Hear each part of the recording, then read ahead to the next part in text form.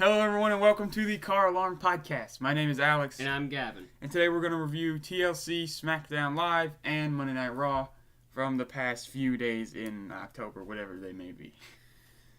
Yeah, because I am not very consistent with this, but I shall It's okay. get to be consistent now. Okay, so let's just start off with a quick rundown of TLC, because really only two major things were a focal point of it, I guess. The rest of the card was kind of not much. I'm not going to go in order of the show happening. I'm just going to go in order of how I wrote it down. We had Jason Jordan versus Elias Sampson, which was a thing that was built up over the night, as every time Elias tried to sing or perform, Jason Jordan would prank him in some way. The first two times he would throw, I think it was lettuce at him. I don't remember. He was throwing some kind of vegetable. It could have been leeks or anything like that. Turnip greens. It could have been anything. He was throwing those at him, and then the next time, I think he cut his mic off, unless that was Monday. I don't know. But it led to a match on the TLC card, and I don't even know who won because I didn't watch it. Probably Jason Jordan. Probably Jason Jordan. I completely forgot about the match, so when I left the room and came back, we were getting the main event. So the next match was Banks versus Fox on the kickoff show, which Sasha Banks won. Mickie James versus Alexa Bliss for the Raw Women's Championship, which Alexa Bliss ended up winning. I don't remember how. I think she won by pinfall. I don't believe she cheated or anything, though. Doesn't need to. No. Then we had Enzo versus Kalisto. I believe the finish of this had something to do with an eye poke. Sorry for my poor memory. I wasn't very invested in most of this card. But Enzo did end up winning the Cruiserweight title back from Kalisto. Good. I'm glad to hear that. Even though Kalisto deserves the title, yeah, I like Enzo. We have Asuka versus Emma. Asuka's debut. Of course, Asuka won by submission. Then we had the supposed Demon versus Sister Abigail, which ended up being the Demon versus AJ Styles. And Finn Balor won clean with the most deadly coup de grace I think I've ever seen in my life. How bad was it? So, you know how he does the coup de grace, and as soon as he hits it, he'll fall on the mat. Like, as soon as his feet touch them, like half a second later, his back hits the mat, right? Yeah. It didn't happen this time. He stood on AJ Styles for a good 2 seconds before getting off and pinning him. So, you know, I have to show it to you. You gotta remind me to show it to you after this. It was rough. I know AJ Styles is okay. Yeah, he's fine. Raw, but yeah. I mean, ow. Yeah. So, next up we had The Shield, which comprises of Seth Rollins, Dean Ambrose, and Kurt Angle, rather than Roman Reigns.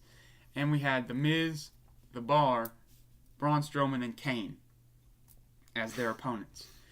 So, they gave Kurt Angle a vest earlier in the night, and he did dress all up in Shield gear. He had Rollins' gloves on and everything. That is awesome. Yeah. About halfway through the match, Braun Strowman put Kurt Angle through a table, which he power slammed through a table, which the referees and ringside doctors took out Angle, brought him to the back, and he was all hurt, you know. So he was out for pretty much the next 2/3 of the match, up until the ending. So Strowman and Kane the whole time, the whole match, are kind of having a little bit of banter every now and then, but Rollins and Dean end up breaking them up. So while Angle's gone, Rollins and Dean Ambrose get beaten up all the way around the arena, all the way to the stage, and then Miz brings out a garbage truck because he said the week prior that Dean Ambrose and Seth Rollins were basically trash, and he was going to treat them like that. So he brought out the garbage truck, but Rollins and Ambrose ended up climbing on top of the garbage truck and jumping off of it, of course, instead of going in it. And while they were beating the show up on stage again, Kane just went berserk and attacked Braun Strowman, put him through the stage. Through the stage? Through the stage, and then he knocked the chair, because you know how they hang chairs and stuff like that from the ceiling for the TLC, because they like doing that, because they are too lazy to build stages. Just kidding, I'm not calling them lazy. I know they do a lot of work. But he hit the little chairs, and I think there was about 9 or so chairs just constantly fell right on Strowman. I don't know if they hit him directly. They probably didn't. A couple of them might have. Yeah, I'm sure at least one did. You can hear him kind of getting under the chairs so they can get that good camera shot. But after that, Strowman still got up And Kane ended up putting him in the garbage truck, and the garbage truck closed. It did its compactor thingy. What do you call that? Compacted the trash. It ate Braun Strowman. That's what happened. Then it drove away, and Strowman was gone. He got so ate. He got super ate. Before that, Strowman did kind of go berserk and fight everybody. He was fighting The Miz, The Bar, Kane, everyone. Like we knew he would. Yeah. So, real quick, because I just remembered, Dean Ambrose had terrible luck with tables. He did not go through a single one. He slammed on 2 of them. The wooden tables that are usually so easy to break, he didn't go through a single one. Really? Yeah, the first one, I think he was, I don't remember if he was chokeslammed or something through it, but he just hit it and then kind of went to the ground. The second one was on the stage. Kane went to chokeslam him through it. He didn't go very high, and his head just smacked the table, and it just dented a little, and he just fell right down. Not a good day for him, I'm sure. No, he sure got a headache. Yeah, I'm sure he didn't enjoy that. So Kurt Angle ended up coming back out, and Kane, I don't remember what happened to Kane, honestly. I'm going to be honest with you. But Kane ended up getting taken out somehow, and the Shield triple powerbombed The Miz in the middle of the ring and pinned him to win, because it was just a pinfall match. It wasn't an actual TLC match, despite what they said, I think. I think they said it was going to be a TLC match. Yeah, but, I think you need something hanging. Or is that just optional? It's a TLC match if there's tables, ladders, and chairs involved. I think so. But I feel like I've seen several TLC matches that weren't called TLC matches. Hey, remember when tables, ladders, chairs, and stairs was a thing? No, I don't. Please don't remind me. So next up... No, yeah, I do. I'd rather forget that. Hope they never bring that back. A one-time thing that we hope stays a one-time thing. Once in a lifetime. Maybe we shouldn't say that, because then they're going to do it again next year. Okay. I'll just cry and stab myself. That was TLC. Now we're on to Monday Night Raw. Yeah. So let's do Raw. Kurt Angle opens the show to announce a few matches for Survivor Series after he said that it was good to be back in the ring, but now he's back to doing business. He announces that Raw will basically fight SmackDown for the entire show. There's no really storylines. It's just going to be Raw versus SmackDown for the whole show, which I don't know if I like yet. I think I have to wait it out. We get Natalya versus Alexa Bliss, both women's champions. Corbin versus The Miz, Corbin being the U.S. and Miz is the Intercontinental Champion. Seth Rollins and Dean Ambrose versus the Usos, the Tag Team Champions. That's all he says before The Miz interrupts with The Bar and Curtis Axel, of course, who came tagging along. He was not at TLC. I'm not sure why, but he wasn't at all. Probably banned from ringside. Yeah. But it's just not important enough to say it on TV. Yeah. It was on the beginning of the kickoff. Excuse me. Miz is mad about Kurt Angle joining the Shield, and they begin to jump Angle before the Shield enters to make the babyface save, of course. Angle makes a match. It'll be The Bar and The Miz versus Dean Ambrose and Seth Rollins and AJ Styles, because he decided to stay for one more night. Which was a nice surprise. Thinking about it, the more I think about it, it's really cool to see AJ Styles with the Shield. It was pretty awesome. Even though Roman wasn't there, you still got the remnants of them. So it's pretty rad to see that. Those two phenomenal entities, if you will, because I couldn't think of a word to include both the stable of Seth Rollins and Dean Ambrose and the single AJ Styles, but whatever. It was a pretty good match. AJ Styles ended up pinning Cesaro to get the victory, and Kane came out to help The Bar, Miz, and Curtis Axel demolish the Shield. They didn't really do nothing to AJ Styles but throw him over the rope. So they weren't worried about him. No, he's going back to SmackDown. They just let maybe they should have, though. Mahal deal with him. Yeah. Oh man, Jinder Mahal. Well, anyway. Survivor Series. Not literally. Yeah, not literally. No, not literally. Kayfabe dies. Lucha Underground, kill them off. Do that. So Kane picks up a mic, and The Miz and everyone leaves the ring. Kane says that after last night, he instilled fear in Braun Strowman that no man has before him. He says that He is Raw's only monster, and he wants competition. And here comes Finn Balor to get squashed by Kane. Which is dumb. Which is very dumb, yeah. This is... We need to have a demon versus demon match. Demon versus monster. Let's see, who do we have that can be demons? We have Kane, we have Balor. I'm sure someone else has called themselves a demon, right? You could have Bray Wyatt as a Sister whatever Abigail. He is. Debut Sister Abigail. It didn't work at TLC, but you can do it now. You have Braun Strowman. Whenever he gets healthy. Yeah, you have Strowman, the monster. Be the monster and the monster versus the demon and the demon. Just split Kane into two people and you got it. That's all you gotta do. So yeah, it's pretty much just a squash match. It was like 6 minutes long. Balor lost clean. Clean as a whistle. Clean as you can be.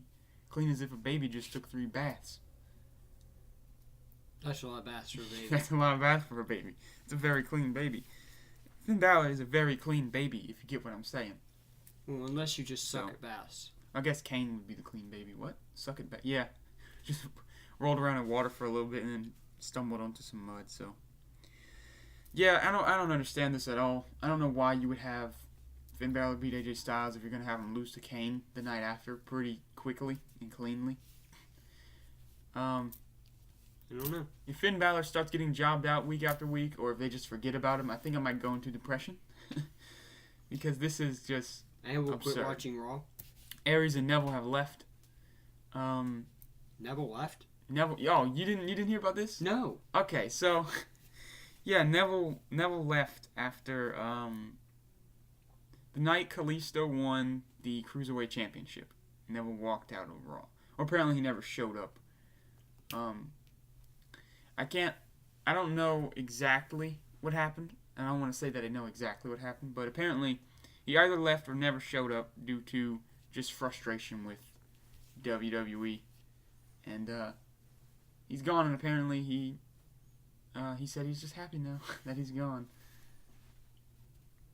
That sucks. Yeah, I know. Neville is amazing. Yeah, he is. Well, they messed up letting him go. They let Austin Aries go. They let Neville go. They shouldn't have do that. They shouldn't have do that. But next up, we have a rematch from TLC. Asuka versus Emma. And once again, Emma taps to the Asuka lock. And nothing much there. It's good to see Asuka on Raw. Emma did dominate Asuka a little bit, though. Yeah, she did for a little bit of the match. She took good control, which wasn't really... Well, no, because I'd say at TLC she did good, too. It was a pretty good match. But, of course, no one believed Emma was going to win. Yeah, of course. If she did win, I'd just cry and laugh and scream it's a joke. Yeah. This is fake. Yeah, I wouldn't blame you. Where's the real footage?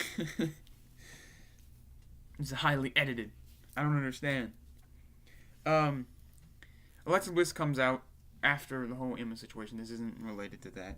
To gloat about her victory over Mickie James, she attempts to convince the crowd to chant "You deserve it" to her when Mickie James interrupts, immediately delivers a... What would you call it? I don't know what kind. It was a DDT of some sorts. A glorious DDT? No. It was glorious, but that's not... I don't think that's what it's called. But anyway, delivers a pretty good-looking DDT, which I guess might be her new finisher. And then she tells Alexa Bliss that she indeed does deserve it. And then she leaves the ring, ending that segment. So I don't know... they're still apparently continuing all the stories for all the wrestlers and stuff, like Bliss and Mickie James for the championship. So I guess they'll have title matches on the weekly shows, which I'm game for. That sounds good to me. My computer's telling me to free up storage space. Gonna ignore that. We'll be okay for now. Yeah.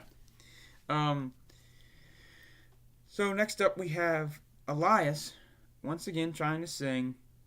Has he ever actually finished a song? I don't think so. I don't know. Everyone just interrupts him, and it's kind of weird. He sang with Gallows and Anderson that one time. Yeah, I know. That's pretty cool. Yeah, so this is when his mic keeps cutting out, and Elias threatens the technician behind the scenes before Jason Jordan interrupts, and we get Elias versus Jason Jordan. Jason Jordan goes for a spear on the outside, but Elias hits Jordan square in the shoulder, arm, with his guitar, It breaks in half, and he gets DQ'd. And Jason Jordan has a giant whelp on his arm. That sounds like it fucking hurts. Yeah. So next up, well, do you think Samson and Jordan, do you think that's going to become a thing like weekly, or do you think it'll be over after this next match of theirs? Because you know they have one more. They might even wrestle at Survivor Series. It's going to be a weekly thing. Because they want something to do with Jordan. And Elias. I'm not very, Both of them are pretty good. Yeah, they're both pretty good, but together I'm not interested at all. But anyway, we have next up Brock Lesnar returning, which I didn't even know was happening until it happened. I know that before the commercial they said Lesnar's coming back up next. I was like, what? Okay. Usually they make a bigger deal of Brock Lesnar returning.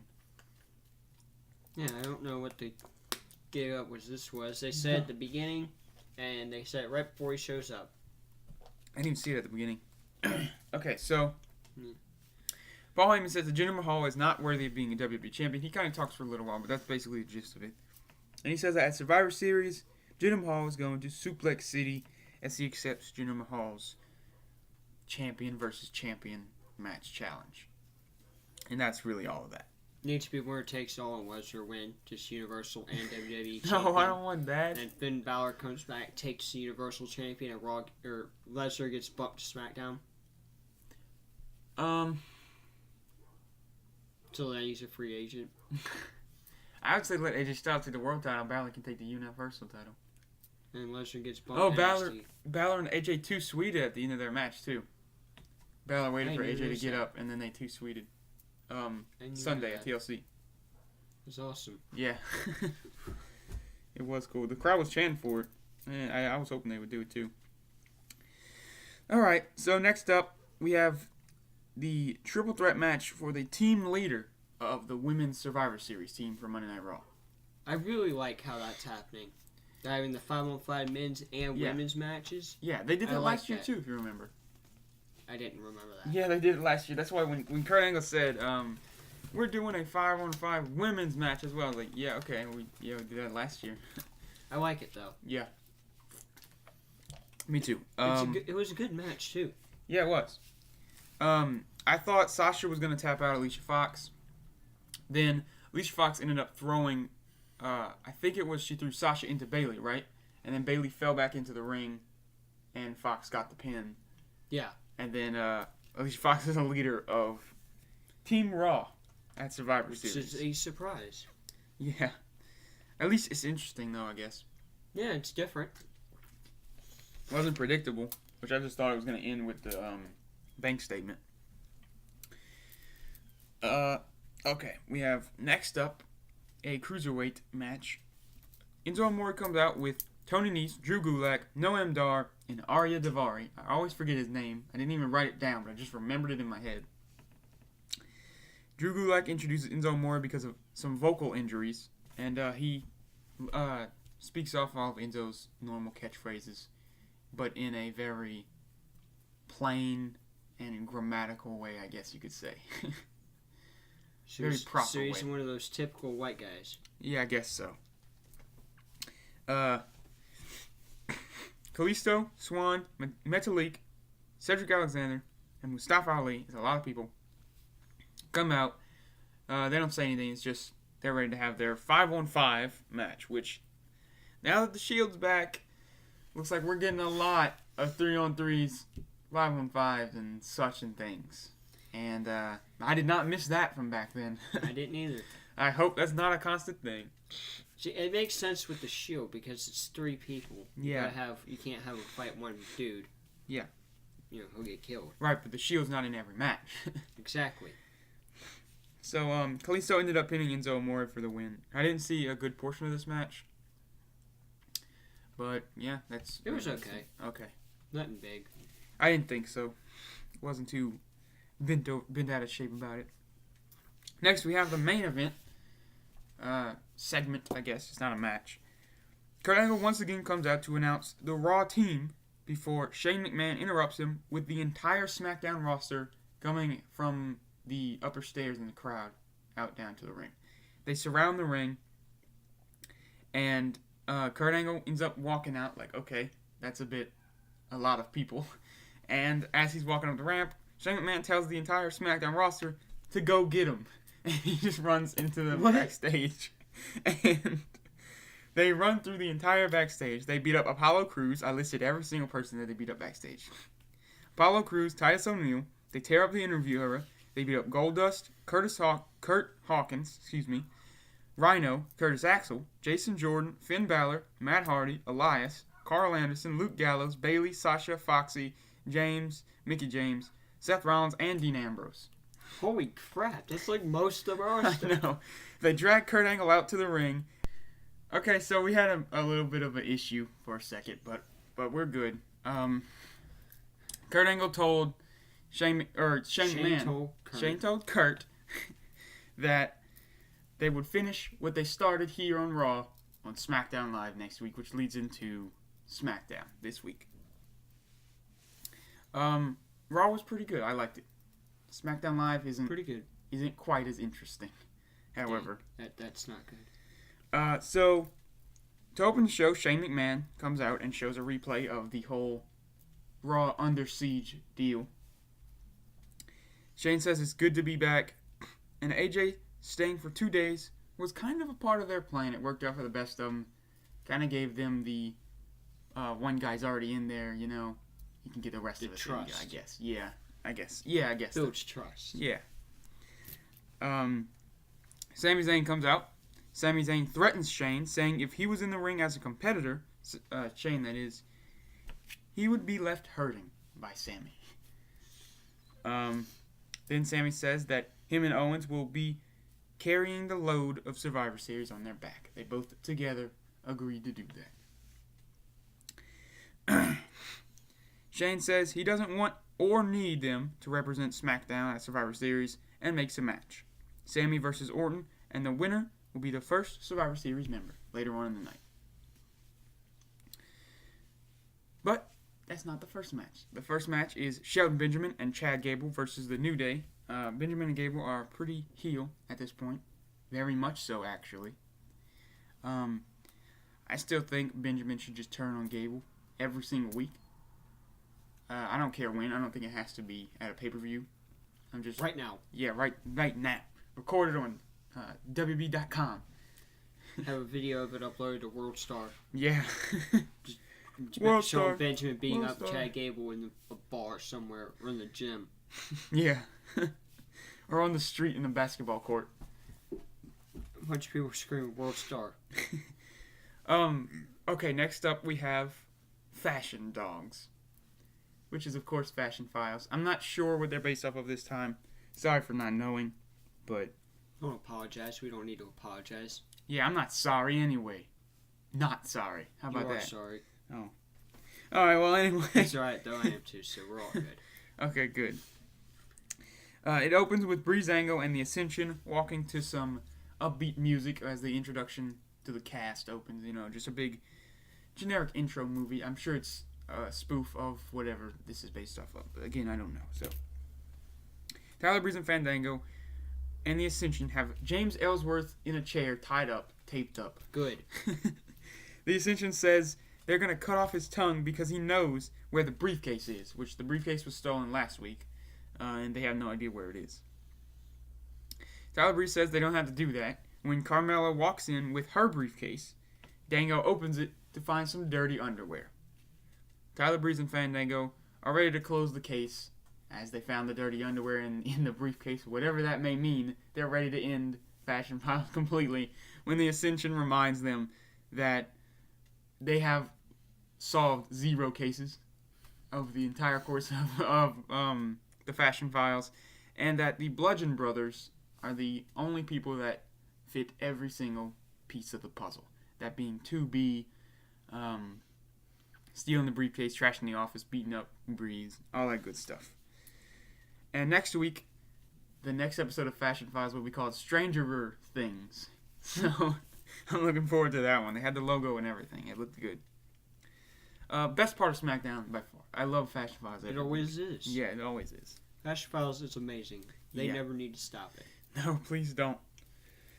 Next up, we have a rematch from last week. Did you see SmackDown last week? No. Sin Cara beat Baron Corbin by countout. Really? Yeah. So this week, Sin Cara has a rematch with Baron Corbin. Not for the U.S. title for some reason, which you would think a rematch with the champion that you just beat would be, but it wasn't. Corbin ended up winning by DQ though anyway, after he refused to stop beating up Sin Cara in the corner. And that's the end of that. He left. He won by DQ? No, sorry, he lost by DQ. My bad. Just say, this is a little contradictory. Yeah. You get DQ'd, so you win. Yeah. There's a lot of You just shot that guy. Congratulations, you're the new world champion because that one's dead. So maybe it makes sense, Gavin. We could go back to medieval times. Yeah. Next up, we have the Singh brothers introducing Jinder Mahal. Mahal calls Heyman a liar and says he has earned everything that he has in WWE. He says that he's not beneath Lesnar or anything like that, which Heyman said. He said that he's Brock Lesnar's worst nightmare, which is laughable, to be honest with you. And that's the end of his promo, pretty much. Saneer Singh versus AJ Styles. AJ Styles comes out. Saneer Singh? Saneer Singh. I think it's Saneer. Might be Samir. I don't know. I tried, okay? One of the Singh brothers is One of the fighting Singh brothers. not Jinder Mahal, AJ Styles? Yes, exactly. It's about a minute.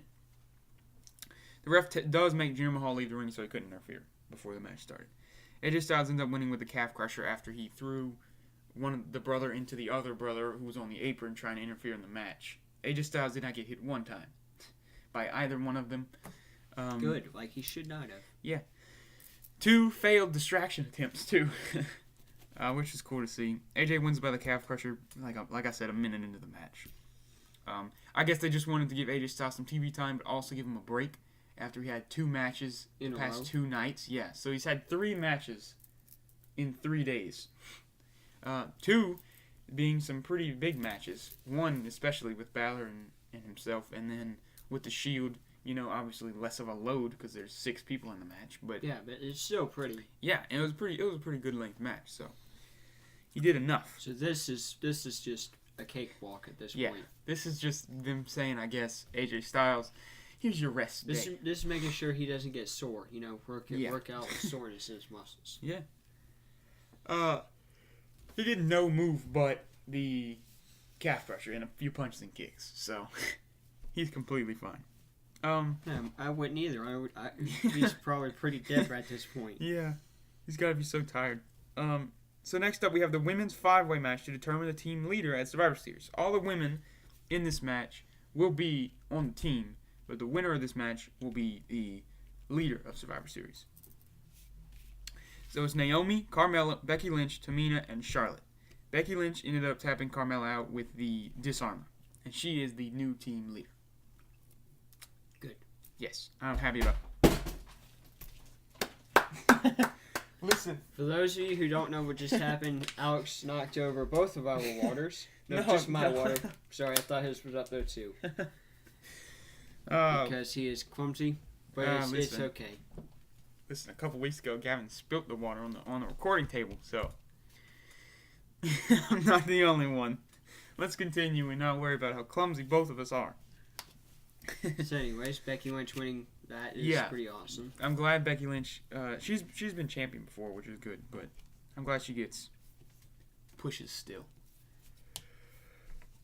Oh, the main event of SmackDown is Randy Orton versus Sami Zayn, and the winner is the first member of Survivor Series.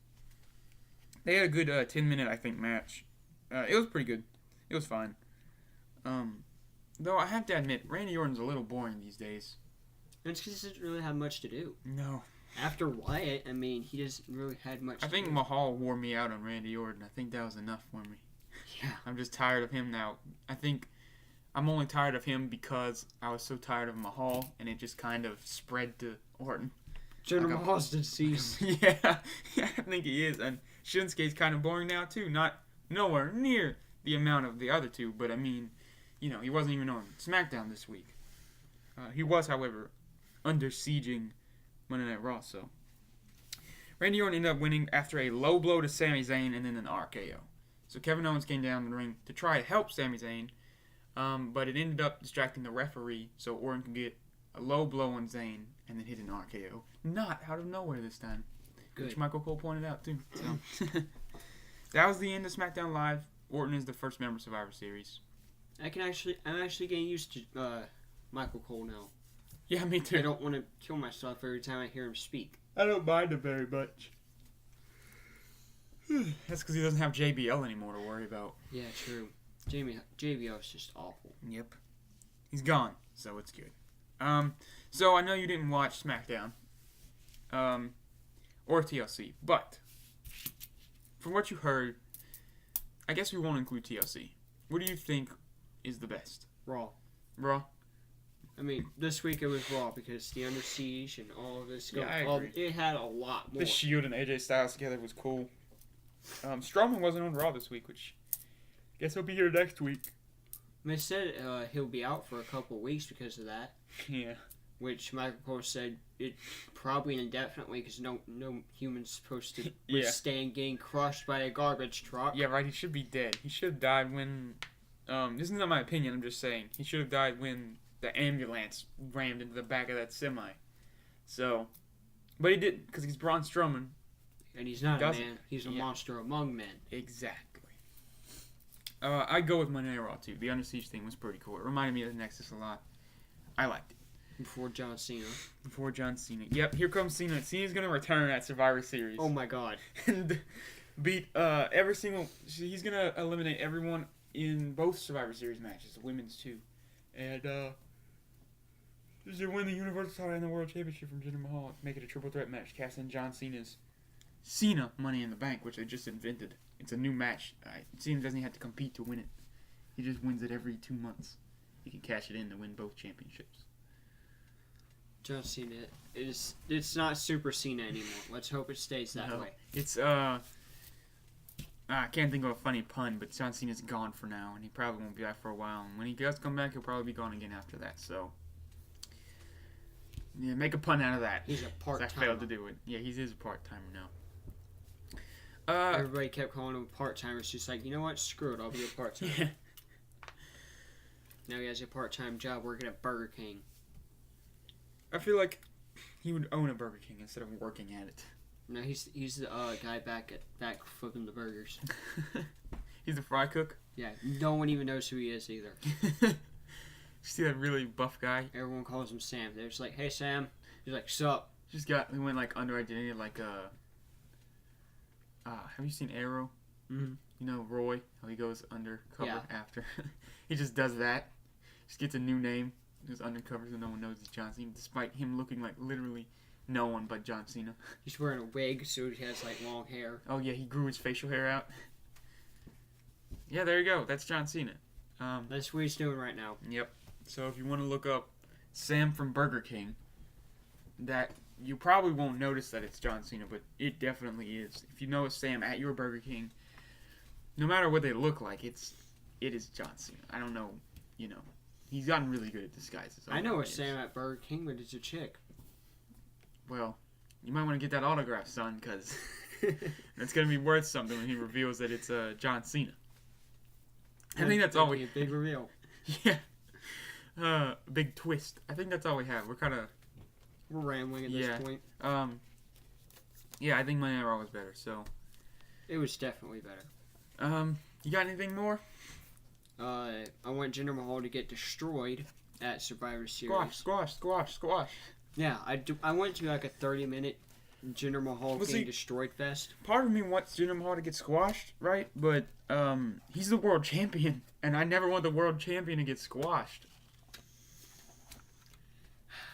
It's a little conflicting in my mind. But I guess you got to do what you have to do when Jinder Mahal's the champion. Brock Lesnar's the other one. Here's the thing. I like the world championship. I really do. But at this point, it's about as important as Kurt Hawkins. Because of Jinder Mahal. I'd say about as important as Dolph Ziggler. Okay, there you go. It's a little more important. Yeah, not much though. No one still cares. So, have him get completely and utterly destroyed by Brock Lesnar for 30 minutes. Mm-hmm. Let him get a few good hits in. Let him try to get the Colossus in a few hundred times, and it never worked because he can't lift Brock Lesnar. And let Brock Lesnar double F5 the Singh brothers. through 3 announce tables. 3 announce tables. Taking it to an unrealistic level. Thank you. Well, there's like 400 announcers out there, one for each language in the world. I pictured 3 stacked on top of each other. Just going through each one by one. He's gonna hire Braun Strowman to pick him up for him. Yeah, I guess they could do that. He'll just come out there with one arm again. Okay. So, I think that's it, huh? That's it. Ready to wrap up? Yep. You can follow us on Twitter at CarAlarm Podcast. You can follow us on Facebook at Sounding Car Alarm. Give us a like, follow us, our page there, and all our good stuff. Do subscribe to our YouTube channel. And Peace out. We'll see you next week. We are Car Alarm.